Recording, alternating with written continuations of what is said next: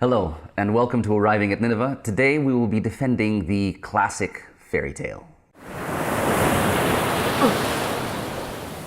The modern world today has a tendency to really give the fairy tale a bad rap. They're all sexist.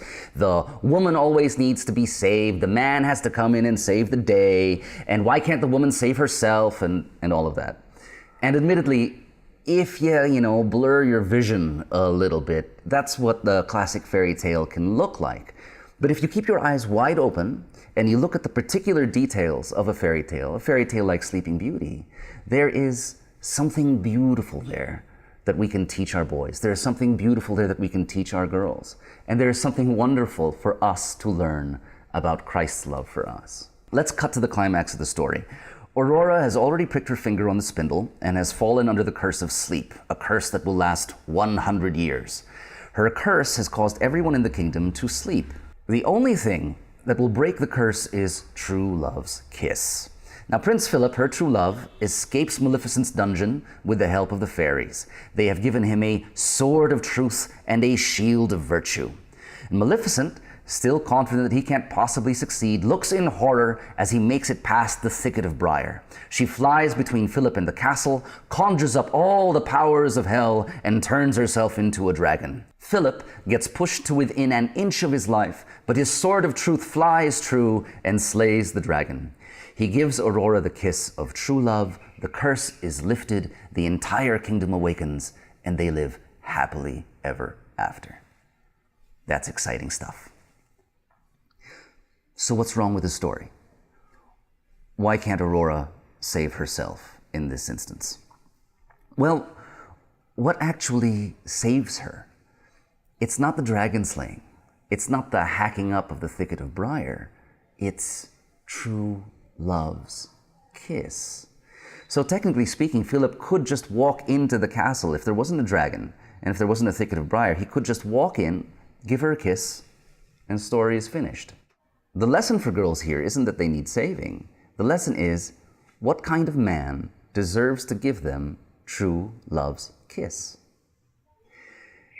He should be the kind of man with a sword of truth in one hand and a shield of virtue in the other. He must be willing to work his way through a maze of briar to get to her. He must be willing to slay his dragon with his weapons of goodness. He must be willing to sacrifice everything for her. That is the man who deserves to give her true love's kiss. There's a lesson here for boys.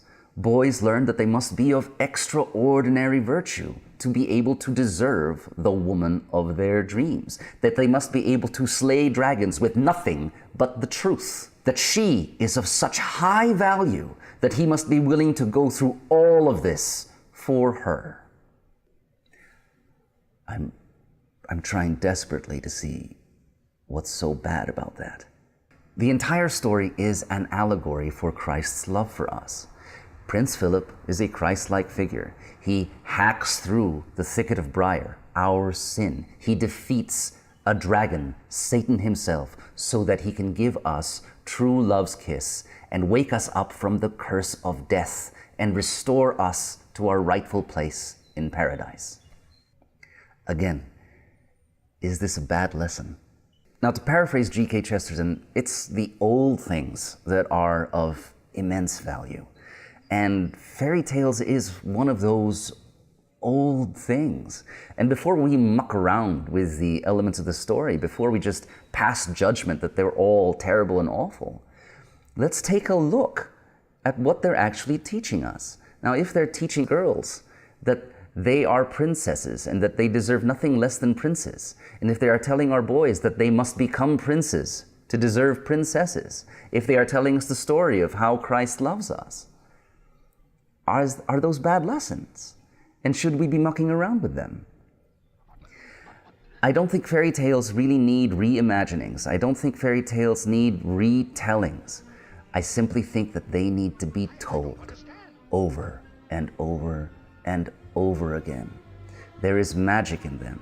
And who knows, if we raise our children on fairy tales, maybe, just maybe, they'll grow up with those high and lofty ideals in their heads. And maybe, just maybe, they can turn this dark and dreary world that we live in closer to that ideal in fairyland, so that perhaps fairyland won't become this place that they have to visit once upon a dream. It can be something that they can experience here on this earth.